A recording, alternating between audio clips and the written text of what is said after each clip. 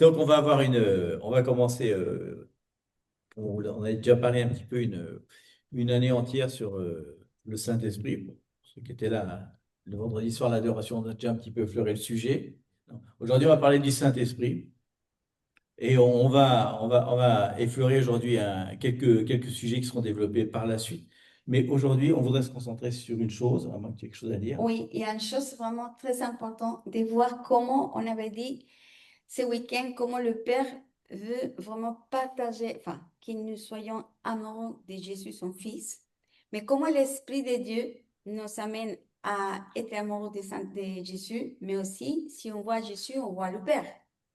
Donc, on voit ce mouvement de communion très fort avec l'amour, à savoir que chacun il a son rôle dans l'unité, son mouvement, mais comment nous aussi on peut arriver comme ça. Mais il faut nous approcher au Saint-Esprit et vivre la plénitude.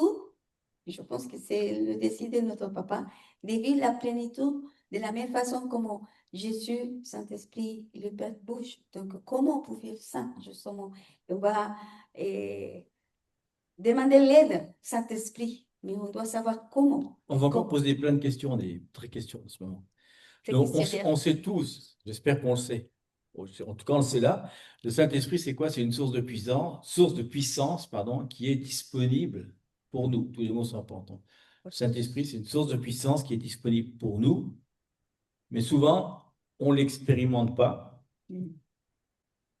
parce qu'on est déconnecté. Pourquoi? Parce qu'on est souvent déconnecté. Alors, c'est bien le Saint-Esprit, et si on ne se branche pas à la source du Saint-Esprit, c'est compliqué. Beaucoup a une puissance parce que c'est marqué dans la parole. Mais vous recevrez de la puissance, hein, plus que d'une puissance, il dit de la puissance, ça, c'est Darby, le Saint-Esprit venant sur vous, et vous serez mes témoins à Jérusalem et dans toute la Judée, la Samarie jusqu'au bout de la terre. Ça, pour leur dire, vous allez recevoir une puissance qui va vous permettre d'évangéliser. Donc, c'est ce qu'on fait aujourd'hui. Alors, c'est intéressant. Qu'est-ce que veut dire le mot dynamis? On vient de dynamite, puissance. On a mis toutes les définitions. On va les lire et on n'y revient. Force au sens propre ou figuré, peu importe. Donc, particulièrement une puissance miraculeuse, particulièrement cette puissance-là. Mm. Une capacité à faire les choses, l'abondance, la force, la vigueur, même la force, vigueur au sens de la violence carrément, une action puissante, auteur de miracles, pouvoir, exploit puissant ou miraculeux. Non. Donc, il dit, vous recevrez en vous une force miraculeuse, une capacité abondante, incroyable, violente, capable de faire des miracles, etc. Donc, la question qu'on peut se poser avec la diapositive qui était avant, est-ce qu'on a vraiment ça? Est-ce qu'on est connecté? Est-ce qu'on, est-ce que vraiment on peut dire, oh oui, est-ce qu'on peut le dire, on va le dire, tu regardes, non. Oui, j'ai en moi une puissance, une force, un truc miraculeux. Ou, oh, j'ai du mal à me lever ce matin. Oh là là, il faut aller à l'église en plus. Oh là là, la France, prête pour le Saint-Esprit. Oh là là, pas prêt du tout. Donc, la question qu'on va essayer de se poser un petit peu aujourd'hui, c'est est-ce qu'on a vraiment reçu une puissance? Que ce n'était pas juste pour les apôtres, être témoin dans la Judée et la Samarie, c'est quelque chose qui s'est répandu, puisqu'il dit qu'après, on va baptiser les gens au nom du Saint-Esprit, on va leur impartir la même chose qu'ils ont reçu eux. Donc, on continue à partager ce qu'ils ont reçu à Pentecôte, ce fameux dynamis. Mm. Voilà. Donc, on va voir que ça a un rapport avec aussi ce qu'elle appelait tout à l'heure, il y en a la plénitude de Dieu. Donc, le thème aujourd'hui, c'est expérimenter la plénitude de Dieu et on va développer tous les mots un par un. Donc, du vide de la déconnexion, ce qu'on a vu juste au début, à la puissance du Saint-Esprit qu'on voudrait vivre. Bien sûr, ça va être beaucoup de passages théoriques et comme on le disait il y a quelques jours, ce qu'on va partager là, il faudrait que ça devienne une impartition, il faudrait qu'on puisse vous le partagez, que ce soit pour vous pour vous une révélation, mais il n'y a que vous qui pouvez faire ça et le Saint-Esprit. Seulement le Saint-Esprit est capable de vous transformer. Mais on va vous donner quand même ce que dit la parole de Dieu et après, on peut rentrer dans la présence de Dieu et déclarer cette parole sur nous. Donc, on sait que où est-ce que ça a commencé? Ça a commencé il y a longtemps, hein, dans le Jardin d'Éden. Le but de Satan, alias le serpent, était de déconnecter l'homme. Et on sait pourquoi il a envoyé Jésus. Jésus est venu pour nous reconnecter. Ça tombe bien, c'est pour ça qu'il nous dit ça exactement. Donc on a un plan depuis le début. Il voulait nous déconnecter déjà de Dieu au début. Ensuite, il voulait nous déconnecter de quoi? Des autres. Il a mis une distanciation entre Adam et Ève dès le départ. Et aussi du plan, parce que le plan de Dieu devait s'établir. Il leur avait dit, vous établirez, vous ferez ça, vous conquérirez. Donc, il n'a pas pu s'accomplir finalement son plan. Mais Jésus vient faire exactement l'autre. Donc, on a fait un espèce de diagnostic de la déconnexion. On a mis des alliances, c'est plus facile. Donc, le but de Satan, c'est de déconnecter. Par définition, Satan ou le diable, diabolus, ça veut dire celui qui sépare. Donc, déjà, dès le départ, c'est pour ça qu'on l'appelait comme ça. Donc, on peut être déconnecté des autres, hein, puisqu'on a dit que c'est une déconnexion des autres. Donc, ça, c'est le corps de Christ. On peut être déconnecté de la source aussi, Dieu, ou alors, et même, et par conclusion, hein, déconnecté de son plan, qui est la destinée. Donc, Dieu nous appelle à nous reconnecter. Vous vous rappelez, on avait dit intimité, identité, communauté, et finalement, la grande commission ou la grande mission, comme vous voulez. Donc, le but, c'est donc, voilà, parce que c'était déjà le but au début, hein. Donc, on a fait un diagramme un petit peu pour l'architecture de la reconnexion. Donc, on a dit reconnexion avec quoi? L'intimité, donc avec la profondeur de Dieu. Reconnexion, on l'a dit déjà depuis plusieurs fois, reconnexion de la communauté, donc les uns avec les autres. Et enfin, finalement, la double reconnexion nous permet de rentrer dans cette grande mission qui est le but de Dieu. Donc Dieu t'a amené ici, pourquoi? Pour te reconnecter. Si jamais tu es déconnecté, ou ça fait longtemps que tu es déconnecté, ou quelqu'un t'a déconnecté, c'est le moment de se reconnecter. C'est pour ça qu'on va partager ça. Je suis trop mieux. Donc, on va donc faire quelques petites slides. Donc, l'architecture de la promesse. C'est-à-dire Jésus, c'est la promesse, hein. Donc, chaque fois que Jésus a parlé, rappelez-vous qu'il vient nous reconnecter avec son Père. Chaque fois que Jésus a parlé, l'effusion du Saint-Esprit, donc il l'a présenté comme une réalité qui vient, hein. Alors, à l'époque, pour Pentecôte, bien sûr, parce qu'il était avec les disciples en 40 jours, et c'était afin de susciter leur faim et leur foi. Donc, il dit, la première chose, il dit, je vais intercéder. Jean 14, je prierai le Père et il vous donnera. La partie d'intercession de Jésus qu'on entend sans arrêt. Pierre, je vais intercéder pour toi. Nous avons un souverain sacrificateur qui intercède pour nous devant le Père en permanence. En permanence, il intercède. Il n'a pas arrêté depuis Jean 14. Et enfin, Avant, en fait. oui, Jean 16, 7, il dit, il est avantageux pour vous que je m'en aille. Car si je m'en vais pas, le consolateur ne pourra pas venir. Et là, c'est donc le consolateur, c'est le Saint-Esprit. Donc on voit qu'il n'est pas que ça, parce qu'il a aussi une puissance. Donc c'est donner la nécessité chez les gens. Ensuite, il dit, attendez la promesse du Père, vous serez baptisés du Saint-Esprit dans peu de jours. Donc il n'y avait pas trop à attendre, ça va. Donc il y avait une anticipation, elle a dit, il est venu pour donner faim et soif. Et enfin, ce qu'on a dit tout à l'heure, acte 1,8, vous recevrez une puissance lorsque Saint-Esprit viendra sur vous. Donc, on voit comment ça s'est passé, une intercession devant le Père, pour que le Père fasse ce qu'il a dit. Il s'en va, c'est meilleur pour vous que je m'en aille. Et enfin, finalement, il y a une effusion du Saint-Esprit qui est venue. Donc, le Saint-Esprit, on l'a vu, une puissance, etc. Mais il y a une chose importante, c'est le concept de la plénitude. C'est assez facile à décrire quand même, la plénitude de Dieu. C'est l'Esprit de l'Éternel, en fait. Il ne vient pas juste nous ajouter quelque chose, on l'a dit, il vient aussi combler des brèches. Vous vous rappelez l'histoire du vase qui est cassé, un peu en or. Donc on est brisé dans nos vies et le Saint-Esprit vient reboucher toutes ces brèches et faire qu'on soit encore plus efficace. Et on voit ici que ça déborde et qu'il y a un filet, il y a un récipient. Pourquoi il y a cette image-là?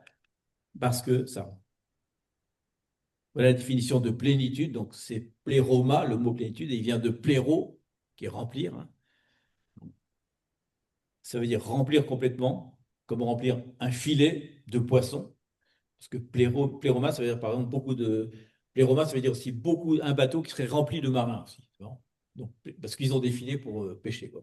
Donc, remplir un filet, une cavité, donc vous voyez, c'est important, rendre plein, entièrement équipé pour voir, diffuser, influencer, accomplir une fonction. C'est intéressant de voir ce qu'il dit à la fin, achever une tâche ou accomplir une prophétie ou confirmer une prédiction. Pas une prédication, une prédiction. Donc le Saint-Esprit vient aussi remplir une prophétie qui a été donnée sur nous. Il vient la remplir à tel point que ça veut dire que c'est tellement rempli que si on met une goutte, ça déborde. Voilà, c'est ça que ça veut dire. On ne peut pas faire plus, quoi. C'est maximum. C'est pas, je suis rempli, j'en prendrai un petit dessert quand même. Bah, tu n'es pas vraiment rempli, parce que si tu prends un dessert, tu auras un problème avec ton estomac. C'est tellement rempli, c'est comme un repas trop riche où vraiment, même avec la meilleure volonté du monde, on ne peut pas en manger un de plus. Et est-ce que c'est intéressant, Jésus nous rappelle justement avant de la promesse de la venue du Saint-Esprit, on a vu comment Jésus a parlé à ses disciples. Et notamment qu'on parle de la plénitude, de déborder, de vraiment rempli. L'exemple, c'est Jean 21. Jésus a parlé justement de la dernière récolte. Ça veut dire que Jésus a commencé à récolter avec ses disciples, avec tous les gens, avant de partir sur la terre, parce qu'il est déjà en ce moment, lui, il était ressuscité. Il partageait déjà la vision. La vision du plan de Père, c'est que toutes les nations de la terre connaissent le royaume de Dieu. Et comment il le fait, justement, avec la pêche miraculeuse. Miraculeuse. Et c'est le 153 poissons. Et le but, il s'est rempli, mais ce qui est intéressant, que le filet, il n'est pas cassé. Donc, c'est le même exemple. C'est ça. Je vous donnerai tout sans nous casser. Ça veut dire qu'il y a la puissance de Dieu. Et dit, comment on va faire? On ne va pas résister. Oui, Dieu nous a créés de telle façon que l'Esprit de Dieu nous remplissait et en même temps, on va rester avec lui jusqu'à déborder. Donc, l'image qu'aujourd'hui, et c'est notre vérité, dans ce moment-là, lui, il le prophétisait aux disciples parce qu'ils ne savaient pas. En fait, c'est ça, il a accompli cette prophétie. Vous Il vous a rappelez, accompli. 153 poissons, c'est dérivé du chiffre 17, donc les 17 nations présentes le jour de Pentecôte. Donc, c'est une avance. Je dis, ces paroles vont s'accomplir. Ensuite, donc, qu'est-ce que c'est on va voir qu'est-ce que c'est que la plénitude. On a dit la plénitude, c'est quoi? C'est l'Esprit Saint, en fait. Et l'Esprit Saint est décrit soit par l'Esprit de Dieu, soit par l'Esprit de Jésus. Donc, la fonction prophétique de l'Esprit de Jésus, on va la voir, et ça, on va pas le développer complètement, mais c'est quand même important. On va faire un bref récapitulatif. On va La faire fondation prophétique de l'Esprit de Jésus, c'est Ésaïe 11, 2, les fameux 7, hein, l'Esprit de l'Éternel reposera sur lui, premier esprit. Donc, si vous voyez une menorah, c'est celle du centre, c'est ce que ça remplit au milieu du centre, et après il y a 2, 2, 2, 3 fois 2, c'est par 2. Esprit de sagesse et d'intelligence, virgule. Esprit de conseil et de force, virgule. Esprit de connaissance et de crainte de l'Éternel, Ésaïe 11, 2. Jésus reprendra une autre fois dans la synagogue en disant l'Esprit de l'Éternel est sur moi, il m'a envoyé. Donc il dit souvent l'Esprit de l'Éternel en leur rappelant que cette parole de Ésaïe 11, Ésaïe 61 sont aussi pour lui. Donc on ne va pas trop développer, mais quand même c'est important parce que la plénitude, c'est ça. Donc la première chose qu'il faut recevoir, c'est l'Esprit de Yahweh, ce qui dit l'Esprit de Yahweh dans le texte original, il y a des fois marqué Jéhovah, mais c'est Yahweh. Donc c'est l'axe central de la menorah, c'est ce qui donne l'huile, c'est qui se répartit dans tous les autres. Sans celle-là, on ne peut rien faire. Donc l'esprit de Yahweh, c'est lui le centre, en fait. la grandeur de quoi? Il dit de la puissance et de la force. Qu'est-ce que c'est la puissance et la force? C'est dynamis. Donc c'est le centre du Saint-Esprit. La première chose qu'on reçoit dans Jésus, c'est sa puissance et sa force. C'est l'axe central de tous les autres. S'il n'y a pas ça, les autres esprits, on va avoir du mal à les développer. Et surtout savoir que l'esprit de Yahweh, l'esprit de Dieu, c'est l'esprit du Père. Des fois, comment dire, c'est difficile de comprendre. On dit l'esprit de Dieu, oui, c'est de Jésus, c'est du Père. On parle, c'est pour ça qu'il y a un mouvement entre le Père, le Saint-Esprit, Jésus. Mais l'esprit qui est en nous, ce moment, c'est l'esprit du Père. C'est pour ça que l'esprit de Dieu, la parole le dit, qu'il va nous raconter est-ce que Jésus, le Père, parle. Exactement. Et c'est lui qui va nous révéler tout. C'est pour ça que pour nous doit être révélé, concret, clair, que l'esprit que nous avons, c'est l'esprit de Père. Déjà, c'est la promesse, on le sait, mais c'est important de savoir qui habite en nous. Et qu'évidemment, l'esprit du Père, il était avec Jésus. Une fois qu'il monte, c'est lui qui nous le laisse. C'est la promesse. Et on l'a, la promesse. Donc, ça nous C'est dit, la manifestation. voilà, et ça va nous dire dans quel genre d'esprit on doit avoir. Donc, on va voir que c'est comme les dons d'esprit qui sont divisés en 3. Hein, ça fait plus parler à nous parce que là, il y en a 9. Là, ils sont divisés par 2. Il y a une première chose, c'est la partie intellectuelle de l'esprit, si on peut dire, cette façon de parler. Un Soit, esprit, soit un clair. esprit d'intelligence. Ben, l'intelligence, c'est quoi? C'est la théorie du salut, par exemple, je sais pas, la compréhension de ce que c'est, la connaissance, un gynosco, Mm. mais aussi l'assurance, la foi, quoi. On est sûr à 100% qu'on est bien, on connaît bien Jésus, on a bien compris ce qu'il voulait dire, je suis sûr d'être sauvé, je suis sûr. Donc il faut ça doit passer déjà par notre tête. Ensuite, un esprit de sagesse. Donc en fait, c'est l'application directe de ce qu'on vient de recevoir, finalement, Mm. de la révélation qu'on a reçue.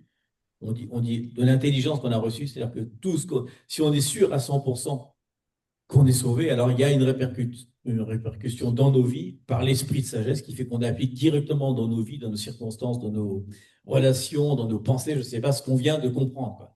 Ce n'est pas juste une connaissance fixe, c'est pour ça qu'il est forcé de mettre les deux en même temps. On va voir à chaque fois, on ne peut pas avoir l'un sans l'autre.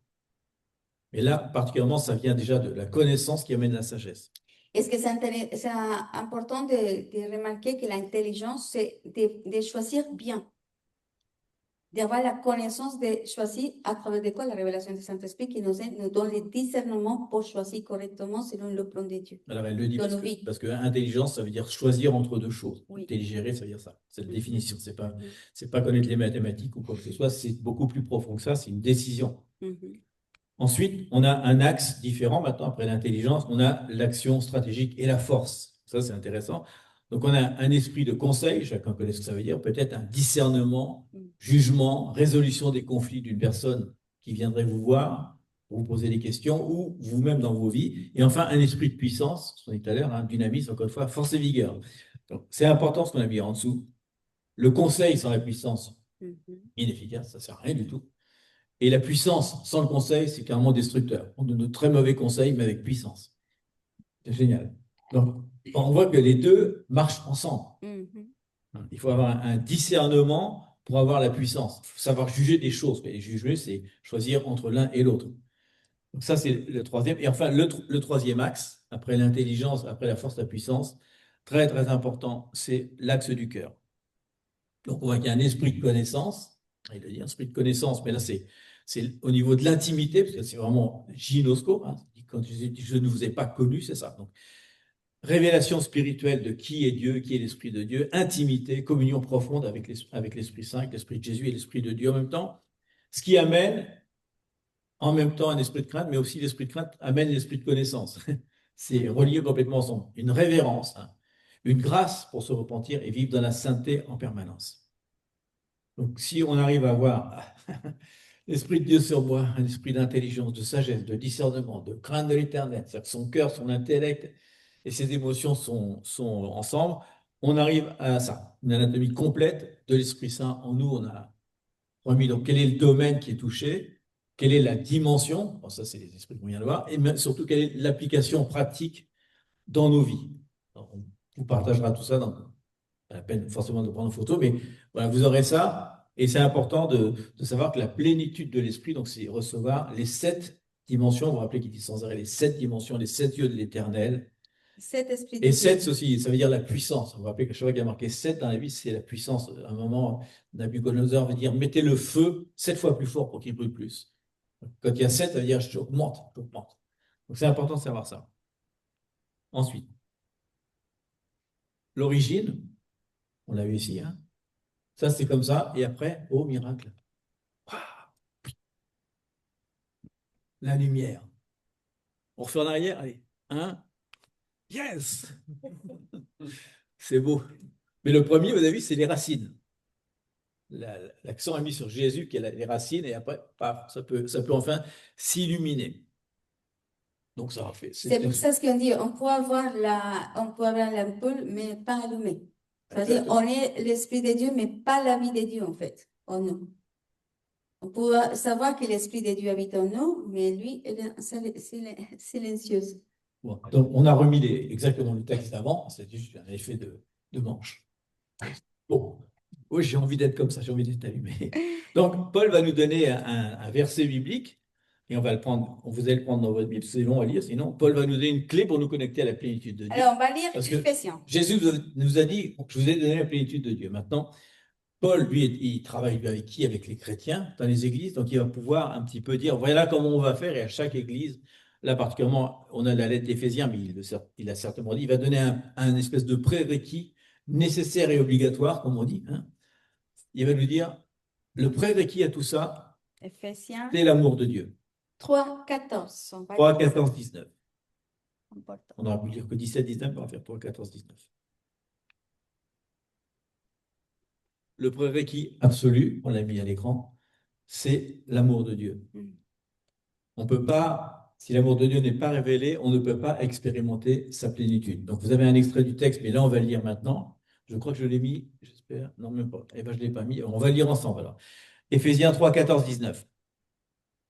Je pense qu'on le connaît, on l'a tous au moins entendu par cœur si on ne le connaît pas par cœur. C'est pourquoi, et ça c'est fort, hein, c'est quand même Paul, hein. C'est Paul qui dit ça. Je fléchis les genoux devant le Père de notre Seigneur Jésus-Christ, afin qu'il vous donne, selon la richesse de sa gloire, d'être puissamment fortifié par son esprit dans l'homme intérieur. Je mets une précision parce qu'il le fait dans plein de textes. Il le fait dans Romains, il le fait dans Éphésiens, il le fait dans Timothée.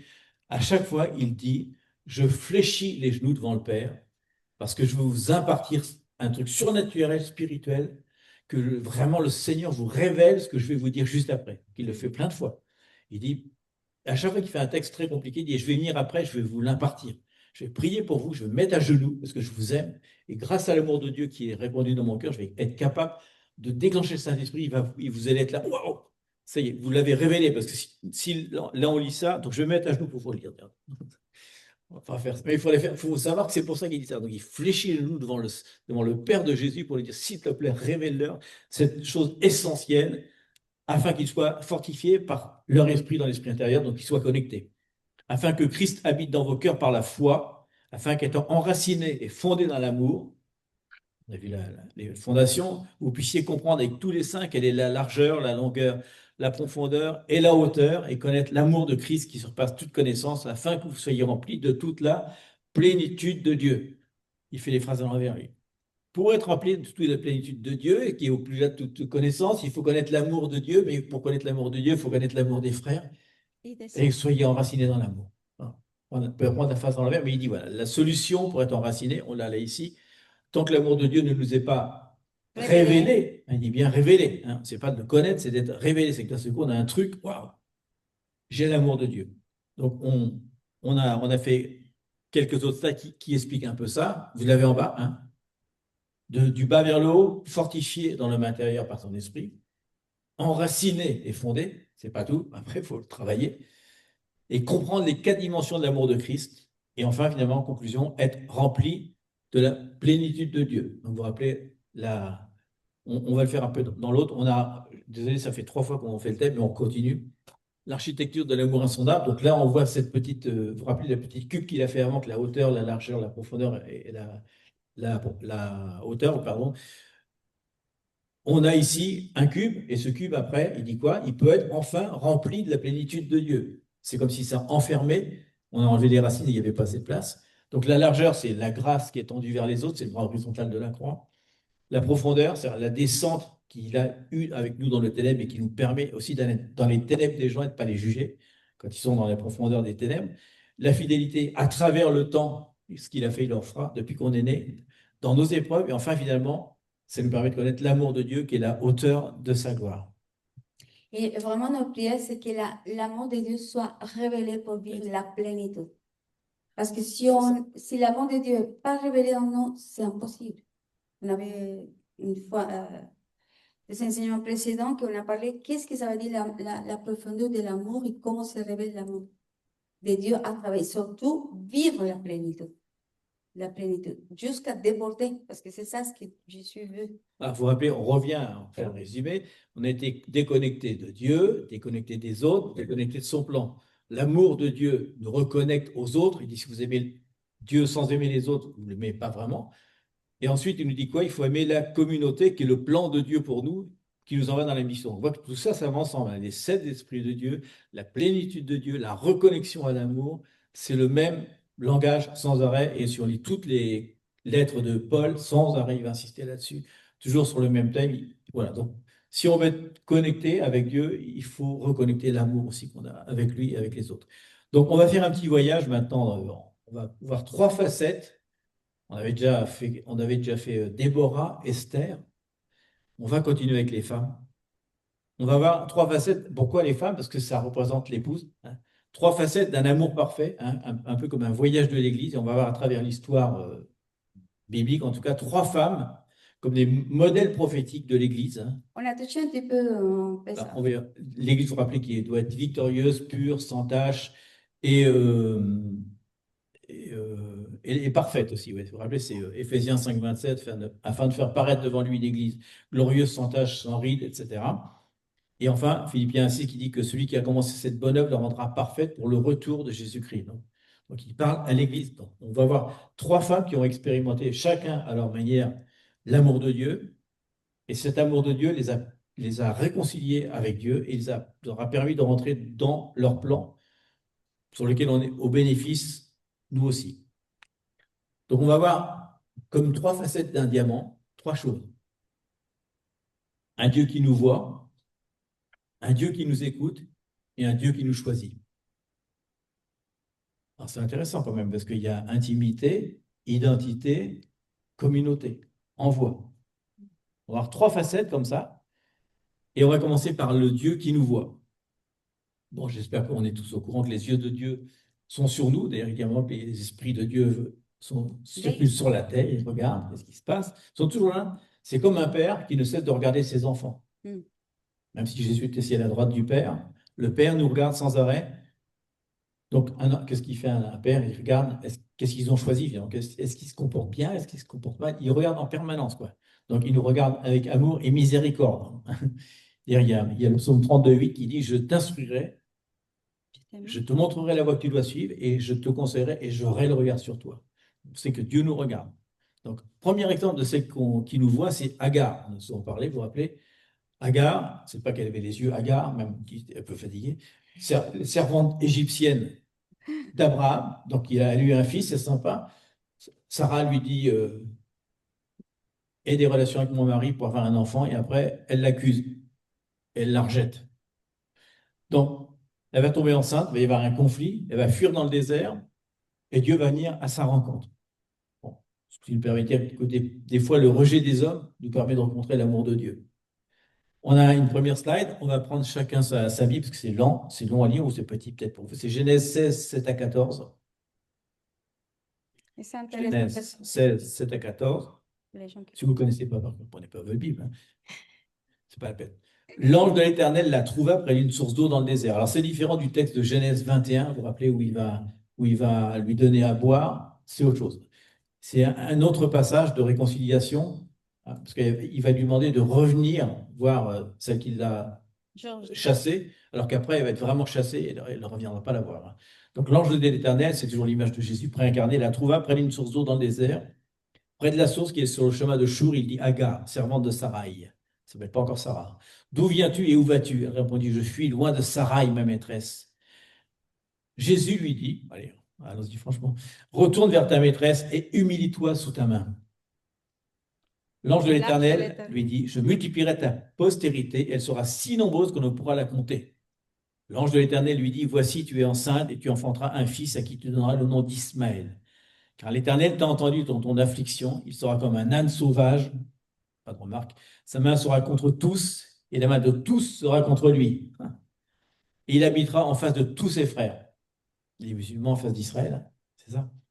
Elle appela Athaï el roi, le nom de l'Éternel qui lui avait parlé, car elle dit: Ai-je rien vu ici après qu'il m'a vu? C'est pourquoi on l'a appelé ce puits le puits de Lachai Roy. Il est entre Kadès et Bared. Agar enfanta un fils à Abraham, et Abraham donna d'Ismaël au fils qu'Agar lui enfanta. Intéressant. Donc, après, on va appeler le fils né, donc elle va être chassée avec son fils. Donc c'est très différent. Mais là, il lui dit une chose, il lui donne trois principes. Déjà. Il lui dit: Mets-toi sous l'autorité de Sarai, reviens la voir, ne t'en vas pas. Malgré ce qui s'est passé, malgré le rejet. Il a dit, et qu'est-ce que, à cause de ça, ou grâce à ça, tu auras un fils, ce fils-là aura une grande postérité.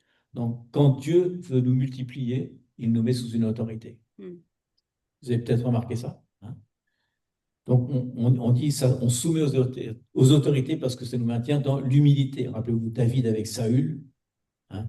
Bon, est-ce qu'on va citer Romains 13 où il dit de se soumettre aux autorités? Je crois pas que j'ai mis le texte, mais il y a ce texte-là est important.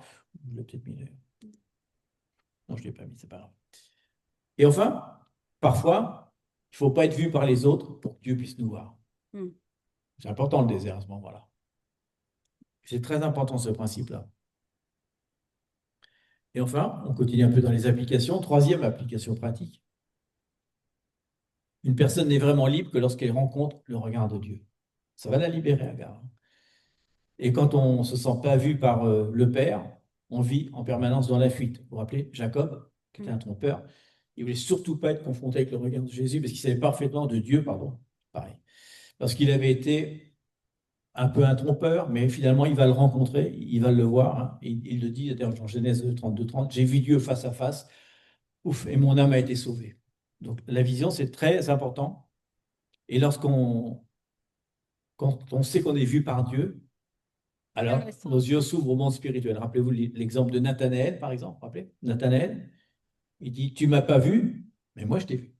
Et ça va tout de suite libérer quelque chose en lui. Il dit, ah, celui-là, c'est vraiment Dieu. Donc c'est important parce que Nathanaël, qu'est-ce qu'il va dire? Quand on parle de Jésus, qu'est-ce qu'il peut venir de Nazareth qui est bon? Des fois, on peut entendre qu'est-ce qui peut être bon venir de Tours. Pas possible. Mais il dit, moi j'ai vu. Moi j'ai vu. Quand quelqu'un te critique, c'est bien de voir la bonne chose qui est en lui pour qu'il soit convaincu lui-même que ce qu'il voit, c'est faux. Donc c'est important ce principe-là. Jésus, quand il arrive, tu imagines, il dit qu'est-ce qui pourrait pas venir de Nazareth? Il pourrait tendre son doigt et un liboule sur place. Rigolo. Pas du tout. Il va avoir cette compassion et dit non, ce gars-là, il est extraordinaire. J'ai jamais vu quelqu'un d'aussi bon, d'aussi pur. Et vous avez vu que ce qui se passe dans ce coup, Nathanaël, ses yeux s'ouvrent et il devient très spirituel. Et ça peut être des fois, les gens qui viennent vous critiquer, ce serait bien de leur répondre l'inverse. On voit la partie spirituelle, l'esprit qui est derrière lui, mais pas la personne qui parle. Donc c'est important. On a d'autres exemples, je ne sais pas si on les a mis, mais la Samaritaine, par exemple. Qu'est-ce qu'a vu Jésus dans la Samaritaine? Pourtant, il lui dit, hein, tu as plein de maris, tu en as encore un autre, c'est pas le bon, etc. Et pourtant, il va la voir. Hein. Donc elle va elle-même recevoir des yeux pour voir, parce que ses yeux vont être ouverts. Oh, c'est lui. C'est Jésus, il va venir amener tout le monde. Et rappelez-vous qu'elle va être le début de toute la conversion des gentils dans le pays de Samarie. Donc c'est important quand même. Donc, c'est quoi le discipulat? Finalement, c'est faire que les gens sachent, les disciples qu'on va avoir, que Dieu les voit dans l'intimité, afin que eux-mêmes puissent voir et que leurs yeux soient ouverts. Donc, c'est un entraînement, discipulat, on en parle sans arrêt, désolé, c'est de voir l'or dans la personne. La personne est à A, mais nous on voit B et C. Et c'est un des conseils qu'on peut faire apparemment aux gens qui seraient dans un péché, par exemple, mais tu sais le plan que Dieu a pour toi, t'imagines, t'aimerais pas être un homme de famille, un tel, etc. Parce qu'on voit, on dit, mais je sais que tu peux être comme ça. Parce que si tu dis, ah, tu es dans le péché, maintenant tu te repens, disciple, plus là. Il s'en va. Alors que si on voit l'or dans la personne, comme Jésus fait sans arrêt, même si des fois il reprend, parce que des fois il reprend les pharisiens, vous avez remarqué quand même il voit quelque chose en eux quand même. Donc, on ne voit pas qu'il les tue quand même avec ses paroles. Il les exhorte, mais parce qu'il sait ce qu'il pourrait faire de mieux. Quoi. Est-ce que c'est important que, par exemple, quand on parle de la Samaritaine, elle peut rester dans la honte, dans son péché et tout, mais Dieu, enfin, Jésus voit la nécessité, mais plus loin que ça, son plan. Parce qu'elle voit la nécessité, évidemment, de l'eau, parce qu'elle doit venir cacher à un temps que les personnes n'arrivent pas, bah, il y a toute l'histoire. Mais plus que ça, le plan. Parce que Jésus savait qu'elle, c'est la partie des gentils qui va ouvrir la porte des gentils. Des fois, c'est ça. On peut voir les personnes à l'extérieur, mais la beauté, le Seigneur déjà l'a vu et le plan aussi. Donc, c'est ça, arriver. Qui nous donne ça? Le Saint-Esprit. C'est pour ça que c'est important. Donc, on a mis là dans l'exemple Jacob, Nathanaël, Jacob qui fuit, hein, Nathanaël, dont les yeux s'ouvrent au monde spirituel, il reconnaît Jésus. Et enfin, la Samaritaine, dont le cœur va être disposé à discipuler les autres. Donc, c'est des exemples. Deuxième partie, on a vu Dieu qui te voit. On va prendre le Dieu qui t'écoute. On a déjà partagé, mais je le fais bref, l'histoire de l'orphelinat, je vais vous rappeler. quelqu'un qui visitait un orphelinat, il disait, c'est bizarre, il y a 40 berceaux, mais il n'y a pas un bruit dans la pièce. Et la personne lui expliquait qu'un bébé, s'il n'y a personne qui Il fait communique pas avec lui, attention. au début il pleure, mais après il pleure plus. Parce que c'est un cri d'appel, donc il y a un silence total, mais il dit c'est irréversible, heureusement. Dès qu'une personne va s'approcher, elle va se remettre à parler, mais sinon, ils n'ont pas de raison de pleurer, ils savent qu'ils ne sont pas entendus. Donc c'est important de relier l'esprit d'orphelin à l'esprit de non-parler, parce que pour être écouté, il faut peut-être parler quand même, hein. Donc déjà, quand on ne se sent pas entendu par Dieu, ben, on devient un petit peu orphelin. C'est un sentiment, hein. Ceux qui savent que Dieu les écoute, ils crient à lui. Et bon, ça, des exemples, on en a à foison. Donc là, on va prendre l'histoire de Anne, la mère de Samuel, hein. Vous vous rappelez qu'il y a une parole qui est un peu perplexe ou dure, je ne sais pas. 1 Samuel 1,5, il dit, mais il donnait à Anne une portion double, car il aimait Anne, que l'Éternel avait rendue stérile. Alors on se dit, ça fait beaucoup penser ça. Ceux qui lisent la Bible, des fois, disent, mais Dieu est vraiment pas sympa quand même, hein. Il dit, il a permis, comme un job, il a permis quelque chose parce qu'il veut montrer son point. Mais il y avait un plan, c'est pour ça que nous tout. Et même les disciples vont dire, pourquoi on ne va pas voir Lazare, il va mourir. Oui, oui, c'est bon. Il faut qu'il meure, sinon ma gloire, je vais la manifester. Donc sans arrêt, Dieu fait ça, il dit, un petit peu de temps. Prenons un petit peu de temps, je vais faire en mon temps. Mais parfois, Dieu peut mettre l'épreuve ou le rejet, hein, pour te conduire à un lieu où il veut te connecter. Et là, on va voir que c'est vraiment le cas. Vous connaissez l'histoire de Anne. Elle était sans arrêt moquée par sa Pénine. Pénina. Mais voilà. Donc, on voit l'histoire. L'histoire, c'est ça. Elle est éprouvée par la stérilité déjà, mais aussi par les moqueries en permanence. Mais elle va refuser le silence, qu'elle pourrait se replier sur elle-même. Elle va au contraire prier, hein, mon ami Je sais Ciel, pas si avec l'agonie d'un cœur brisé. Dieu va l'exaucer et on voit qu'à la fin, elle va carrément chanter un chant prophétique puissant qui va parler. Je ne sais pas si vous avez déjà lu ce chant-là, c'est extrêmement puissant sur le jugement des ennemis, c'est extraordinaire. La clé là-dedans, la clé de l'histoire, on l'a déjà dit tout à l'heure, c'est ne pas savoir entendu créer un esprit d'orphelin, mais Dieu permet de nous envoyer dans un lieu spécial où tu oses créer à l'éternel. Et enfin, la transformation de l'histoire, on l'a à la fin, à droite, hein. Peu importe l'ampleur du rejet ou les ennemis qui se moquent de toi, la victoire est assurée tant que ton cri est plus grand que ta douleur. Et elle va crier vraiment, je pense que j'ai mis le texte, oui, je l'ai mis ici. Et l'amertume dans l'âme. Imagine. Pensons à nous, des fois, si on est dans une partie difficile de nos vies. Et l'amertume dans l'âme, elle pria l'Éternel et versa des pleurs. Elle ne se tient pas silencieuse. Elle fit un vœu en disant, Éternel des armées, c'est qui elle s'adresse. Si tu daignes regarder l'affliction de ta servante, si tu te souviens de moi et n'oublie point ta servante, si tu donnes à ta servante un enfant mâle, elle a dit, l'humilité, ça y va, hein. C'est un des principes, hein. Humiliez-vous et criez devant Dieu, hein. Je te le consacrerai à l'Éternel. C'est-à-dire que je rentrerai dans ton plan. C'est même pas pour moi que je fais ça, quoi. Wow. Je le consacrerai à l'Éternel pour tous les jours de sa vie et le rasoir ne passera point sur sa tête. Donc ça sera un lévitique. Comme elle restait longtemps en prière, elle insiste là-dessus, hein, longtemps en prière, Élie observa sa bouche. Je me rappelle, il va penser qu'elle est un petit peu folle ou saoule, je ne sais pas. Mais en tout cas, elle va, même si elle est dans l'amertume, elle se met à genoux et elle va crier à l'Éternel. Si tu, mais c'est pour toi, c'est même pas pour moi, j'ai envie d'avoir un enfant, mais pour le consacrer à toi. Parce que vous rappelez-vous qu'elle est passée devant le temple, mais elle a vu Élie, le sacerdote, qui était en dehors du temple. Rappelez-vous que ses enfants étaient un peu perturbés aussi, ce qui est tout à fait interdit. Il doit toujours rester dans le temple. Elle a dit, mais le temple, il n'y a pas un vrai sacerdote, en fait. Le sacerdote n'est pas bon. Les fils sont pas bons, le sacerdote n'est pas bon. Donc elle dit, il y a une nécessité de Dieu. Je crie, que ton plan soit fait, Seigneur. Envoie quelqu'un pour remplacer Élie. Et en même temps, ça sera mon fils, mais vous voyez la différence. Et elle va donc vraiment crier à Dieu, quoi. Elle ne va pas rester silencieuse parce qu'elle n'a pas un esprit d'orphelin, même si elle est dans l'amertume. Et surtout au début. Au début, je pense qu'elle dit combien des années elle a monté au temple, justement, face à Roger d'Épinine et à tout ce qui s'est passé autour. Mais quand elle a compris vraiment le cœur, bah oui, au début, je pense qu'elle a demandé, ah bah quand même, je suis stérile, Seigneur, donne-moi un enfant pour moi, pour m'enlever en tant que femme, parce que évidemment, avoir des enfants, il y a ton rejet derrière et plein de choses, culpabilité, voilà, tout ce que vous voulez faire. Oui, à cette époque-là, en tout cas, oui. Oui, et exactement. Donc, le fait de à un moment, je pense, enfin, c'est mon interprétation, c'est pas ce qu'il lui dit, mais quand on lisait le texte, c'est ça, c'est comme si la motivation de son corps a changé. La motivation, c'est pas vraiment pour moi finalement. Je vois qu'il y a une nécessité ici. Donc, Seigneur, même si j'ai envie d'avoir un enfant, Seigneur, c'est pour toi. Finalement, donne-moi le plaisir de donner vraiment une offrande pour toi. Exactement. Donc, c'est ça, des fois, il y a des choses qui peuvent rester dans l'amertume. Ah, c'est moi, comme le.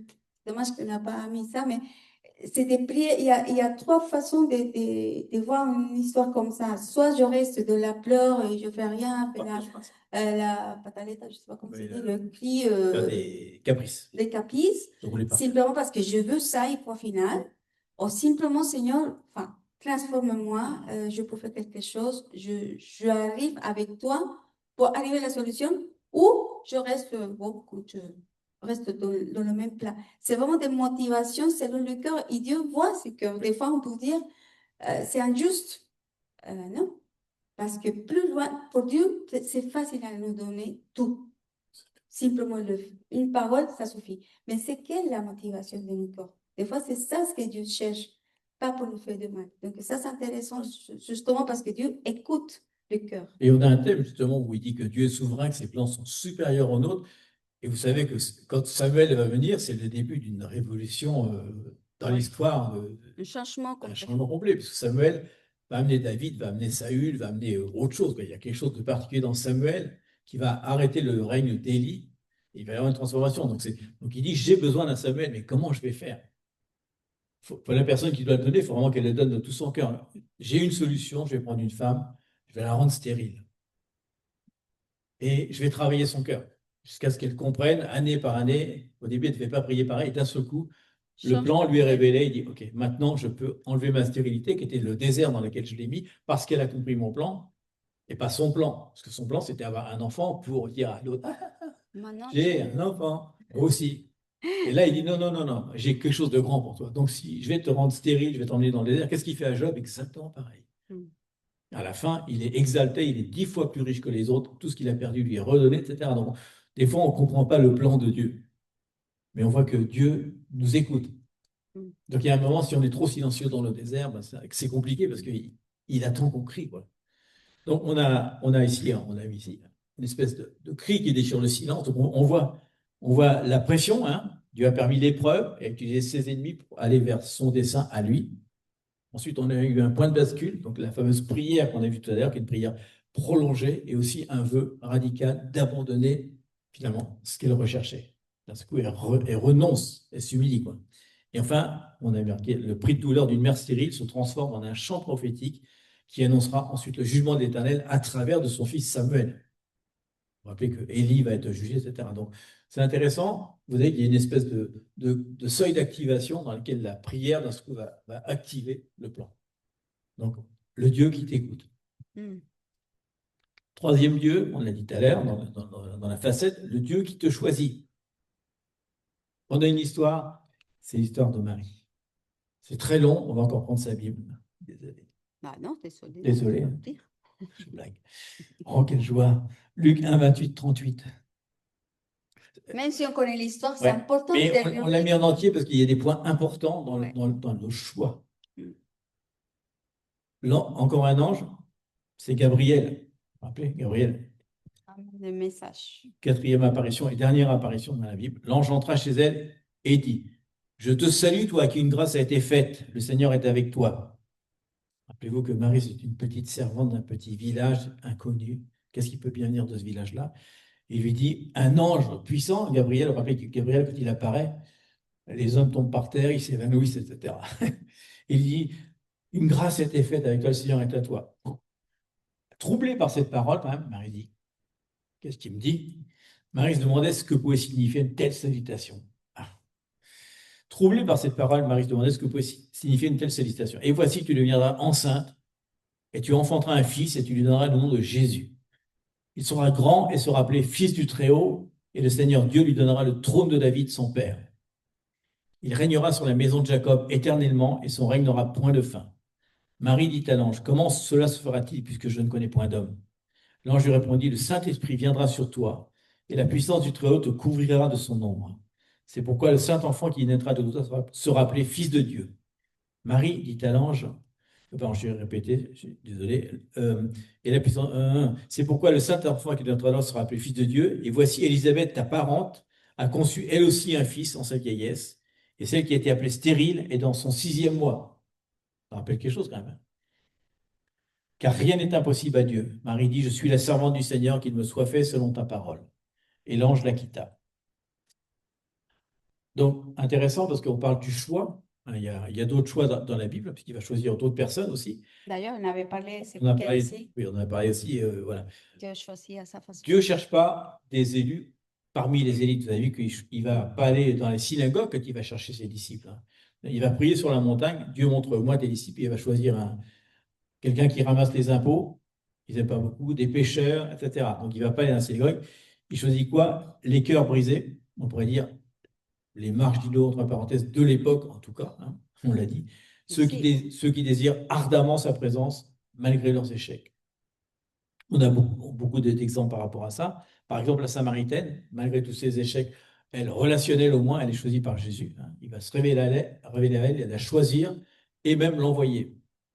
Et donc, on voit que Marie, la mère de Jésus, donc, hein, va montrer que Dieu choisit les humbles. Elle répète sans arrêt, ta servante, qu'il soit fait selon ta volonté. Je suis ta servante, mais j'accepte ton plan. On voit que on parle souvent des cordes d'amour qui viennent tomber sur certaines personnes à travers l'histoire de la Bible et nous aussi, bien sûr. Mais il faut apprendre à répondre. Parce qu'on voit qu'elle va répondre au message, hein. On a mis cette petite phrase, on la remettra une autre fois. Il met devant nous des modèles, mais pas des idoles pour nous inspirer. Ça, c'est très important. Et elle répond quoi? Je suis la servante du Seigneur. Qu'il me soit fait selon ta parole. Un des principes de ça, justement, l'étude du cas de Marie, en tout cas, parce qu'on a les 4 étapes. Marie, la soumission au plan de Dieu. Donc, elle dit une grâce inattendue. Je te salue. Toi, sur qui une grâce a été faite, elle s'y attendait pas, celle-là. Pas ce jour-là. Enfin, il y a un trouble. Elle dit, elle est troublée par cette parole. Qu'est-ce que ça peut vouloir dire? Et ensuite, elle dit, comment ça, je vais avoir un enfant, mais je connais point d'homme, je ne suis même pas encore marié avec Jacob. Donc, on voit que l'intellect humain... J'ai Jacob. Tu as changé de mari, là. Je pense que tu suivais. Ah, elle suivait. Il y en a un qui suit. Bravo. Non, Marie-Lise. Voilà. Merci, Marie. Questionnement, l'intellect humain face au mystère divin. Est-ce que vous n'avez jamais arrivé que Dieu vous dise un truc, il vous choisit, il y a une grâce, il dit, t'es sûr? T'es sûr? Ça questionne même, hein. C'est pour ça qu'on a vu les 2 esprits, hein, l'intellect et la sagesse, hein. L'ombre du Très-Haut, le Saint-Esprit va venir sur elle. Donc, c'est ce qu'on parlait d'une impartition du Saint-Esprit, hein. C'est vraiment quand l'ombre du Seigneur vient sur elle. Et enfin, une acceptation radicale. C'est l'obéissance, quoi. Elle répond au corps d'amour que Dieu a pour elle. Elle dit, OK, je réponds à ton message. Donc, on a vu celui qui te voit, celui qui t'écoute, celui qui te choisit. On a résumé le tableau en un tableau. Pour les 3 personnes, ça ne dit rien de plus, mais ça permet de revoir un petit peu la condition, la facette de Dieu qui se présente, un Dieu qui voit, qui écoute et qui choisit, et quelle est la conséquence, dans leur vie. Et aussi, c'est appliqué évidemment à nous, à l'épouse du Seigneur. C'est le moment, justement, l'épouse de Dieu, la fiancée de Jésus soit... c'est Dieu qui l'a choisi en tant que père, a choisi l'épouse, et nous soyons partie de son épouse. Donc, ça, c'est pour nous aussi. Dieu nous voit, Dieu nous écoute, et Dieu nous a choisi déjà. On avait parlé justement ce week-end que Dieu nous a choisi. Mais comment tout ça, le fait de choisir, comment ce sera notre réponse? Important. Des fois, on a une liste prévue des choses sur Seigneur, mais je ne suis pas capable, Seigneur, mais et on commence à faire. Et on voit l'exemple de Marie, simplement, elle ne s'attendait pas. Enfin, je pense qu'il a pensé aussi, parce qu'elle est une fille vraiment gardée, vierge et tout. Elle dit, comment je vais confronter tout ça? Mais pour elle, vraiment, elle n'a pas pensé à ça. C'est tellement l'amour de Dieu qui m'a choisi. C'est un honneur de m'a choisi. Il est venu à me visiter. Donc, OK, Seigneur. C'est la foi, de plusieurs fois pour nous dire aussi que Dieu nous appelle à quelque chose. Ce n'est pas de donner les blocages, sinon, OK, Seigneur, on y va. Parce que si tu m'appelles, j'y vais. Mais Dieu a tout prévu, puisque elle ne pense pas en effet au rejet que ça va être dans la... J'imagine, si maintenant une fille enceinte à 17 ans, c'est terrible, à l'époque, c'est bien pire que ça. Donc, il a quand même tout prévu, parce que l'ange va quand même, il y a un ange qui va quand même aller voir Joseph. Joseph, Bah oui, hein. hein, c'est bon? Pour lui dire, La t'inquiète pas, prière. c'est bon, tout va bien, la répudie pas, s'il te plaît. Donc, il va faire tout pour elle, et c'est intéressant l'image de Joseph dans la vie de Jésus. Donc, on atterrit quand même, parce qu'on a dit que les trois facettes, aussi bien pour Déborah que pour Esther, que pour ces trois femmes-là, sont des images pour l'Église glorieuse, hein, qui doit être sainte, perfectionnée, vous vous rappelez. Donc, on a trois facettes de Dieu qui se réunissent en même temps à l'intérieur. Le Dieu qui te voit, une omniprésence aimante de Dieu, même si des fois on pense qu'il est caché, on dit où est-ce que tu te caches? Alors qu'il est omniprésent. Un Dieu qui nous écoute, qui nous fait passer donc On n'est pas de orphelin. l'antidote de l'orphelin, on n'est plus orphelin, on a une identité, on a plus identité, intimité, et le Dieu qui nous choisit, hein, la grâce insoupçonnée. Mm. Donc tout ça, en fait, c'est une convergence qui fait que l'Église, si elle rentre dans cette chose-là, qu'elle peut comprendre l'amour de Dieu, qu'elle peut parler à Dieu, qu'elle est plus comment dire, timide ou orphelin, et si en plus voir qu'elle est choisie par Dieu, c'est le plan de Dieu, j'ai choisi pour moi une Église dans les derniers temps, alors elle peut rentrer dans cette Église glorieuse. C'est la plénitude de Dieu. C'est ce qu'on appelle la plénitude, ouais, exactement. Donc on voit, on était parti sur un diamant, on continue. La convergence comme un diamant, différentes facettes. Dieu nous écoute, donc il restaure l'autorité spirituelle. Vous vous rappelez? Autorité spirituelle. Il choisit, il te voit, donc il guérit ton identité, donc intimité, identité. Dieu te choisit pour t'envoyer en mission, communauté et finalement royaume. Mais on reprend ce qu'on a dit tout ce week-end. Premièrement, l'intimité. Et on vous a dit que les trois esprits de Dieu, c'est un peu ça aussi, l'intimité, l'identité, la communauté. Donc, on a une application pratique, parce qu'on a déjà dit tout à l'heure, c'est la multiplication. La première chose, et je vais vous le lire, parce qu'évidemment, je l'avais mis, se soumettre aux autorités. Il dit que toute personne soit soumise aux autorités supérieures, aussi bien dans la communauté, dans l'Église, si on peut dire, ou à l'extérieur, car Romains 13, 1, 2 dit, car il n'y a point d'autorité qui ne vienne de Dieu, et les autorités qui existent ont été instituées de Dieu. C'est pourquoi celui qui s'oppose à l'autorité résiste à l'ordre que Dieu a établi, et ceux qui résistent attireront une condamnation sur eux-mêmes. Il n'y aura pas de multiplication. Vous vous rappelez de David, David a une grosse multiplication parce qu'il respecte Saül. Il y a eu plein de fois l'occasion où il pouvait le tuer carrément et personne ne l'aurait su.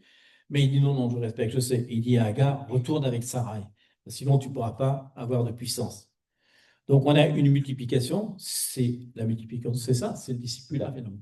On l'a dit tout à l'heure, s'entraîner à voir l'or dans les yeux des personnes qu'on a sur le chemin et leur révéler que Dieu les voit dans l'intimité fait qu'eux-mêmes vont retourner dans l'intimité et avoir des yeux spirituels qui s'ouvrent. Donc ce principe-là est vraiment important. C'est pour ça que c'est une espèce d'arche en or. C'est la couverture. La couverture. Mais c'est aussi parce qu'il demande à l'Église de se multiplier, que toutes les nations soient touchées. Donc comment elles peuvent être touchées si déjà ils n'arrivent pas à avoir cette première relation de soumission à l'autorité de Dieu? Donc, on a ça. On a aussi, dernière ici, l'Église glorieuse et le débordement. Ça, c'est important. Il dit que le Dieu qui te voit, le Dieu qui t'écoute et te choisit, t'a choisi pourquoi? Pour faire des choses extraordinaires. Le mot est important, extraordinaire. Hein, pas dans son, ah, c'est extraordinaire. Au-delà de ce que toi-même, il dit, c'est par ton esprit, par mon esprit, plutôt que tu peux faire des choses que tu ne pourras pas par toi-même. Mais si tu as compris ça, intimité, identité, et tu as reçu cette apparition du Saint-Esprit en toi, tu peux faire des choses extraordinaires. Donc on l'a mis, même si on est limité, voire dépassé des fois, la réponse aujourd'hui qu'il attend, cette rencontre intime que je vis avec toi, elle n'est pas faite pour rester privée. Elle ne vient pas du domaine particulier, parce qu'on l'a dit, elle doit aller dans la communauté. C'est bien d'avoir une super révélation, tu ne la mets pas en pratique. Bah, Dieu dit, j'aurais pas dû lui donner, finalement, elle ne sert pas à mon plan. Elle ne sert qu'à lui. C'est pas bon. Donc, elle doit faire naître en nous, on avait dit pas une présence, mais une gloire qui ne peut pas être contenue, puisqu'on a dit que c'est pléroma, donc elle va déborder. On est déjà rempli de la plénitude de Dieu. Donc, du coup, il nous rajoute une couche de plus, il nous voit, il nous écoute, il nous choisit. Bah, ça ne peut que déborder, on est déjà plein de la plénitude de Dieu. Donc, où est-ce que ça va? Ça va toucher nos familles, nos villes, nos églises, ce que vous voulez. Le royaume de Dieu dont on parlait la dernière fois. Donc, mais ça ne peut pas déborder si on n'est pas déjà rempli de la plénitude de Dieu. Donc ça commence par une formation, on a dit tout à l'heure, et ensuite Dieu va faire quelque chose de supplémentaire qui fait que ça va déborder de nous. On aime bien la coupe là, qui était ouverte et qui déborde sur des villes. Il a mis des petits personnages. Et pour venir justement à Saoul, parce que, pardon, c'est intéressant, voir Saoul était choisi pour Dieu, mais par contre, il n'est pas soumis à sa volonté, il n'est pas soumis même à Samuel, qui c'est la voix que Dieu utilisait pour parler à Saoul. Et il ne le fait pas. Et pourtant, au début, il a donné un royaume. Et beaucoup se multipliaient et se disaient partout qu'il y avait la puissance de Dieu et tout. Mais à la fin de sa vie, il a fait ce qu'il voulait faire, mais jamais dans la soumission.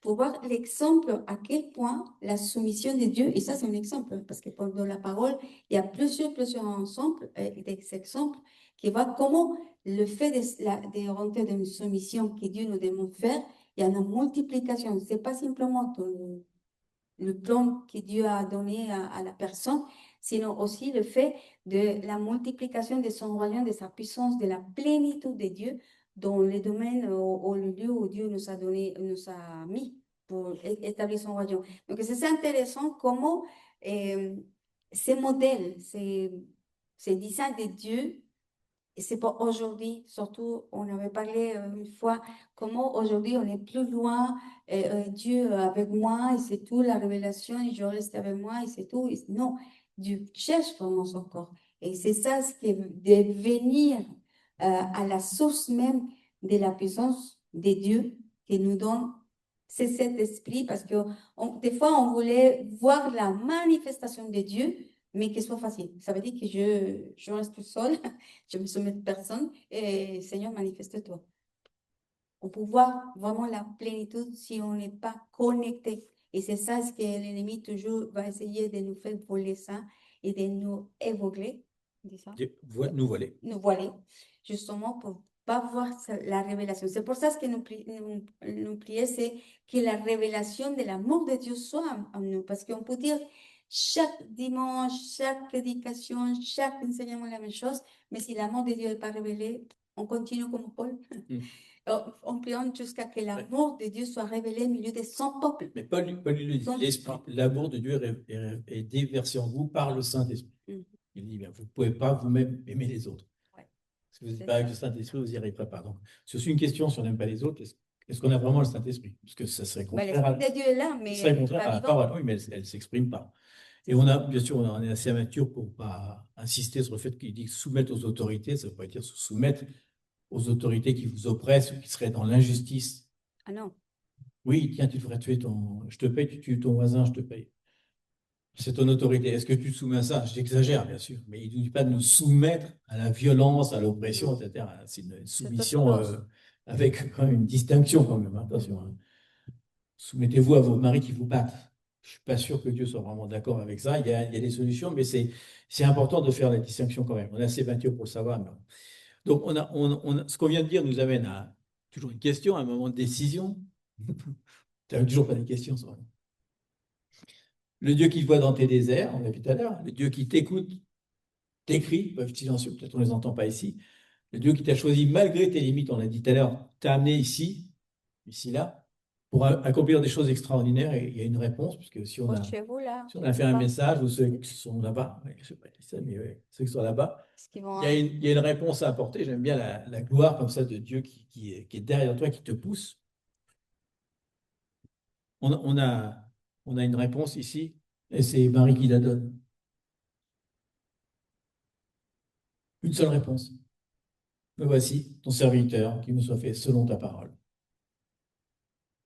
C'est la conclusion de la soumission à l'Esprit Saint, et ça déborde de partout de son plan. Donc on peut dire Amen, ces paroles, vraiment de dire Seigneur, nous voici, nous sommes tes serviteurs. Fais ce que tu veux, Seigneur, devant toi, Seigneur. C'est vraiment nos prières ce matin. Que notre cœur soit touché, pas simplement touché, mais transformé à travers de ton amour. L'amour puissant du Père qui a donné son Fils pour nous réconcilier avec le Père. Et maintenant, aujourd'hui, le Saint-Esprit. Le Saint-Esprit est au milieu de nous, à notre intérieur.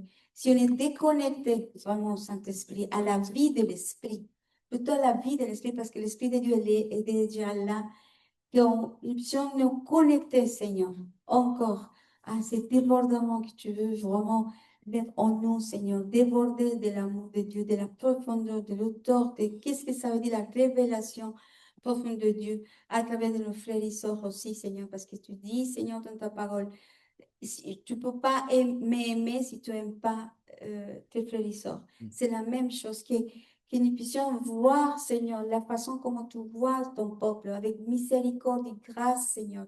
Mais en même temps, tu écoutes nos prières, nos cris profonds, Seigneur, nos prières profondes, Seigneur.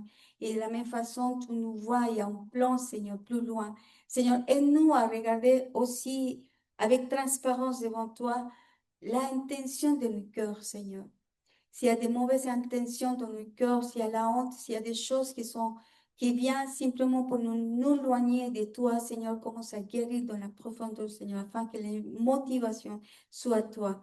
La personne de Jésus, la personne du Saint-Esprit. Seigneur, que nous puissions vraiment avoir sa communion avec toi de la même façon que tu nous as modelé avec le Père et Jésus Saint-Esprit. De la même façon, nous prions, Seigneur, si nous avons vu Jésus, on a vu le Père.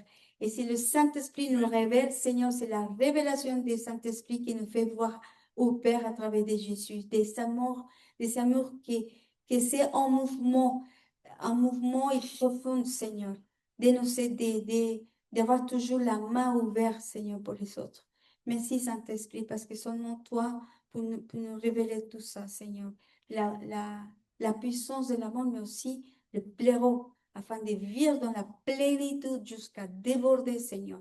Ensemble, c'est nous prions ce matin, qu'il vienne une révélation de plus en plus. Dans ces derniers temps, c'est ce que tu dis, Seigneur, dans ta parole, qu'on doit vraiment chercher l'amour, parce que c'est la première chose qui va s'arriver, que l'amour de beaucoup va se refroidir, Seigneur. Et aujourd'hui, nous prions pour que cet amour chauffe notre intérieur et nous dévoile, Seigneur, sa communion parfaite entre la Trinité et la famille de Dieu, Seigneur. Nous te bénissons en ton nom puissant de Jésus. Amen et Amen.